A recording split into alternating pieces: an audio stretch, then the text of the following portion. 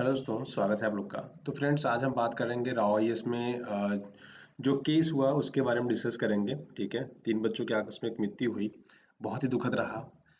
और बेसिकली ये चीज़ें नहीं होनी चाहिए थी और उसको हम एक एक करके चर्चा करेंगे। ठीक है, अभी सब कोचिंग इंस्टीट्यूट्स ने क्या क्या एक्शंस लिए हैं, बहुत सारे लोग विकास विकृति की बात कर रहे हैं, वो वजह की बात कर रहे हैं। हम उनकी भी बात करेंगे क्योंकि ये दो फेस ऐसे हैं जो यूट्यूब पे मतलब मुझे लगता है कि जो लोग यूपीएससी की तैयारी कर रहे होंगे वो भी जानते होंगे, जो लोग यूपीएससी की तैयारी नहीं करते होंगे बट कहीं ना कहीं थोड़ा मोड़ा एजुकेशन से भी जुड़े होंगे ना, वो लोग भी। इवन मैं आपको बता दूं, मैं एक बार ऐसे एक बिल्डिंग बन रहा था, वहाँ पे राजगिरी मिस्त्री से मिला। वो विकास देवकीर्ति को भी जानता है, खान सर को भी जानता है, अवध ओझा को भी जानता है। क्यों? क्योंकि इनके बातें इतनी अच्छी होती है कि सब सुनते हैं, है ना। तो सब बातें ही बस अच्छी करते हैं या रियलिटी में क्या है उसको भी हम एक बार यहाँ पे चर्चा करने वाले हैं। किसने अपनी कितनी सारी रिस्पॉन्सिबिलिटी ली है, किसने पब्लिक में क्या कहा है, उन चीज़ों को हम समझेंगे, है ना। ठीक है। और जो राज आईएएस में घटना हो गई वो दोबारा ना हो, उसके लिए हमें क्या क्या प्रिकॉशंस लेने की जरूरत है। जो मूवमेंट चल रहा है अभी, मूवमेंट का क्या सिनेरियो है, क्या क्या अभी तक हुआ है। ठीक है, कौन कौन लोग मिलने गए हैं, एक एक करके हम सब डिस्कस करने वाले हैं। ठीक है, देखिए हमारी क्लासेस बहुत दिन से नहीं हो रही थी, तो हमारी क्लासेस दोस्तों होपफुली अब कल से बिगिन हो जाएंगी। ठीक है, तो आपको रेगुलरली जैसे पहले करंट अफेयर की क्लासेस हम लोग करते थे वो सब चीज़ें एकदम स्मूथली होने वाली हैं। हाँ, अभी आप मेरे नंबर पे कॉल करोगे तो एक्चुअली क्या है कि कुछ दिन बंद था तो वो किसी और को अलॉट हो गया है। तो वो आपको नंबर मैंने बात की है तो मेरे को मिल जाएगा। ठीक है, सो चलिए इस पे डिस्कस करते हैं, जो मैटर हुआ है पूरा इसको सिनेरियो को समझने की कोशिश करते हैं। देखो, 3 बच्चों की मौत हुई। ठीक है, पानी में डूबने की वजह से। अच्छा, क्या सिनेरियो हुआ, क्या केस हुआ, मैं आपको यहाँ पे एक बेसिक तरीके से समझाने की कोशिश करता हूँ जहाँ तक मुझे इन्फॉर्मेशन मिली है। ठीक है, उसको एक एक करके मैं आपको समझाता हूँ हुआ क्या था। ठीक है, सिनेरियो क्या हुआ, उसमें बच्चे कैसे नहीं निकल पाए, आपको सुन के थोड़ा सा हैरानी होगा ना। देखो, जो लोग गाँव में रहते होंगे ना, जो लोग गाँव में रहते हैं उनके लिए तो बड़ा हैरानी की बात होगी कि कोई बेसमेंट में कैसे डूब सकता है ना। लेकिन आप दिल्ली जैसे शहरों में रहे हो, इवन आप अपने ही स्टेट के जो मतलब भीड़ भाड़ वाले इलाके हैं, है ना, सिटी जैसे वाराणसी की मैं बात कर लूँ, मैं वाराणसी का रहने वाला हूँ। ऐसा नहीं कि वाराणसी में बारिश होती है तो पानी नहीं जमा होता है, पानी बहुत ज़्यादा जमा हो जाता है, इवन सड़कें पूरे भर जाती हैं। तो सोचो, बनारस जैसा एक छोटा सा शहर जिसमें इतनी ज़्यादा पानी भर जाती है, पूरे आप बनारस में सिटी में मतलब बहुत बुरा हाल हो जाता है। तो दिल्ली तो अपने आप में बहुत बड़ा है। ठीक है, अब ये कहा जा रहा है कि सीवर लाइन यहाँ से गई थी, है ना। अब दोस्तों, कहा तो ये जा रहा था कि जो सीवर लाइन थी ना, उसको बेसिकली क्या कर दिया गया था, इनक्लोज कर दिया गया था, मतलब उसको बंद कर दिया गया था कोचिंग इंस्टीट्यूट के द्वारा। है कोचिंग इंस्टीट्यूट के द्वारा, तो कैसे बंद कर दिया गया तो वो समझने की हम कोशिश करते हैं। सपोज करिए रास्ता है ना। आप अगर सड़कें बनते हुए देखेंगे तो यहाँ से आपको नाली, हर रास्ते के बगल में नाली मिलेगी, है ना। हर रास्ते के बगल में नाली बनेगी या तो नाली के लिए जगह होती है। अब हुआ क्या, कोचिंग इंस्टीट्यूट ने यहाँ तक पूरा अपना कब्जा कर लिया, बना दिया, चीजें ढक दी या पाट दिया जिसको हम बोलते हैं हिंदी में। ठीक है, ढक दिया पूरा। अब इसकी वजह से क्या पानी, अब जब बारिश होगा तो जो सबके घरों से पानी निकल रहा है वो भी सड़क पे आ रहा है ना। जो सड़क पे बारिश हो रही है वो तो पानी है ही, जहाँ नाली वगैरह कहाँ भी जो ओवरफ्लो हो जा रहा है वो सारी की सारी कहाँ पे पानी इकट्ठा हो रही है, सड़कों पे इकट्ठा हो रही है। अब देखो, आपने कई सारे वीडियोस देखे होंगे, ठीक है, राव इसकी, जिसमें एक आपने देखा होगा कि ये पानी पूरा भरा हुआ है इसमें, है ना।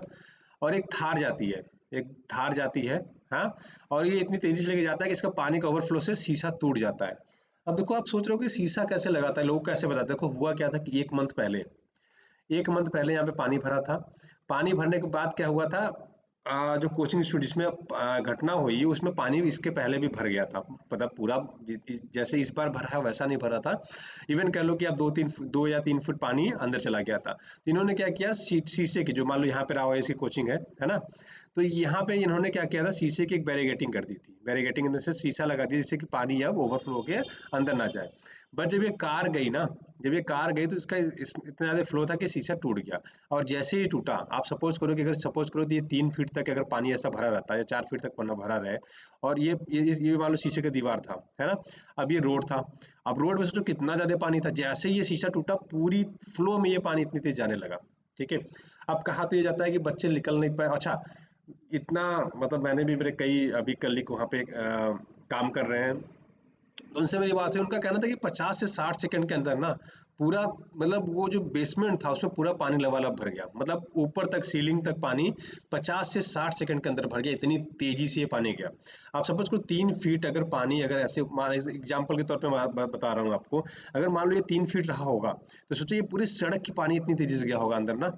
तो उनको मौका ही नहीं मिल पाया। अच्छा, जहाँ भीड़ भाड़ रहता है, जहाँ बच्चे ज्यादा रहते हैं, वहां से निकलना थोड़ा सा मुश्किल हो जाता है। अच्छा, पानी आ रहा था तो बच्चों को क्या लगा होगा, नॉर्मल जैसे पिछली बार पानी आ रहा था वैसे ही आ रहा होगा, तो लोग किताबें लेने ये सब में थोड़ा उनको डिले भी हुआ होगा।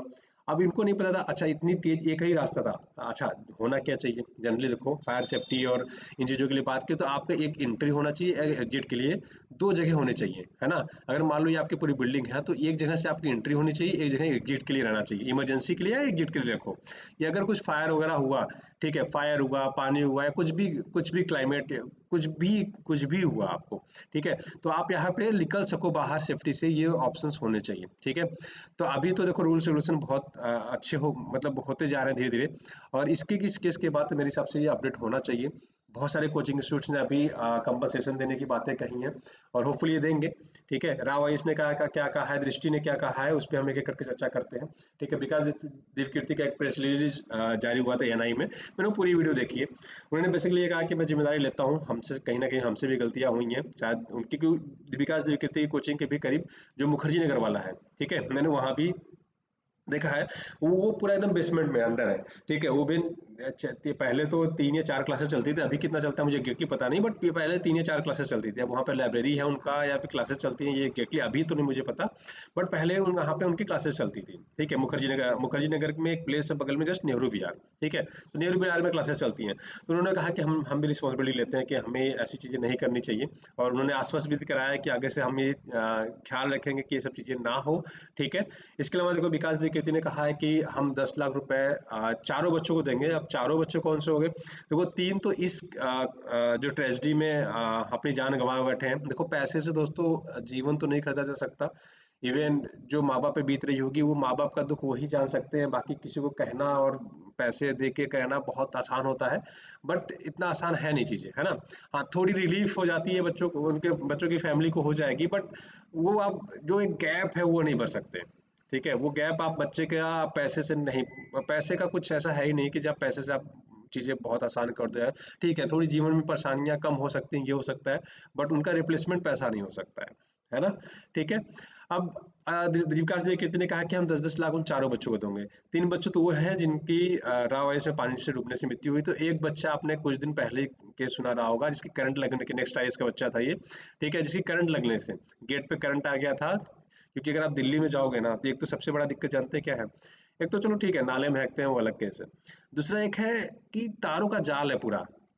तारों के जाल में कई सारे जाल हैं, जैसे बिजली का है, एक तो ये भी है, टेलीफोन के हैं तार बहुत सारे लटका दिए गए हैं, सबसे ज्यादा वाईफाई के हैं। ठीक है, वाईफाई और बिजली के तार ऐसे ही गए हैं जैसे कि क्या बताएं, एकदम मतलब किसी भी गली में घुस जाओ आप, है ना।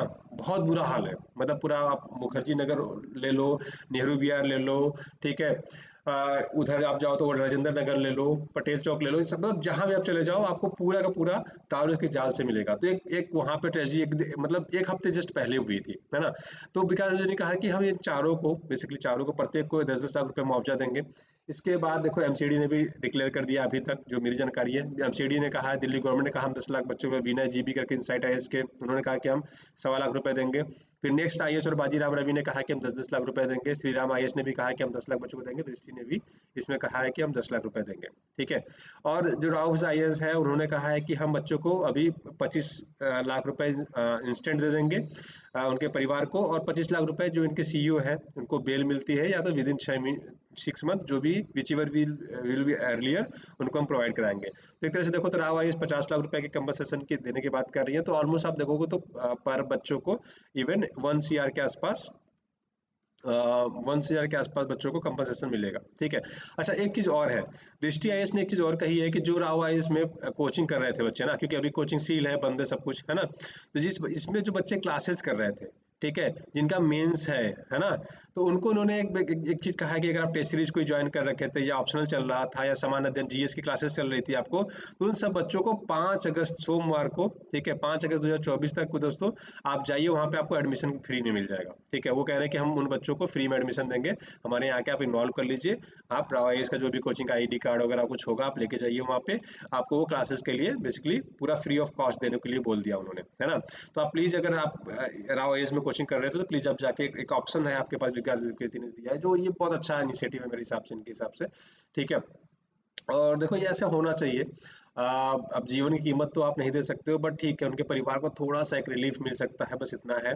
और जो बच्चों अभी जो जिनकी पढ़ाई रुक गई है, पढ़ाई नहीं कर पा रहे हैं, उनके लिए इन्होंने एक अच्छा इनिशिएटिव ये कर दिया कि आप हमारे यहाँ आ जाओ, हम आपके से पैसे नहीं लेंगे, हम आपकी क्लासेस कंटिन्यू अपने हम मर्ज करके करवा देंगे। ठीक है, ये सारी इन्फॉर्मेशन है। अगर इसके अलावा भी कुछ अपडेट होता है दोस्तों, तो हम डेफिनेटली आपको अपडेट करेंगे। ठीक है, और हमारी क्लासेस कल से स्टार्ट हो जाएंगी, जैसे हम लोग क्लासेस करते थे। अभी नंबर पे आप रीच करना चाहोगे तो हमसे मुलाकात नहीं हो पाएगी, बट डेफिनेटली बहुत ही जल्दी मेरे पास वो नंबर आ जाएगा, तो हम आपस में फ़ोन से भी बात कर पाएंगे। ठीक है, वीडियो देखने के लिए दोस्तों बहुत बहुत धन्यवाद। आपका दिन शुभ हो। Thank you so much. Have a great.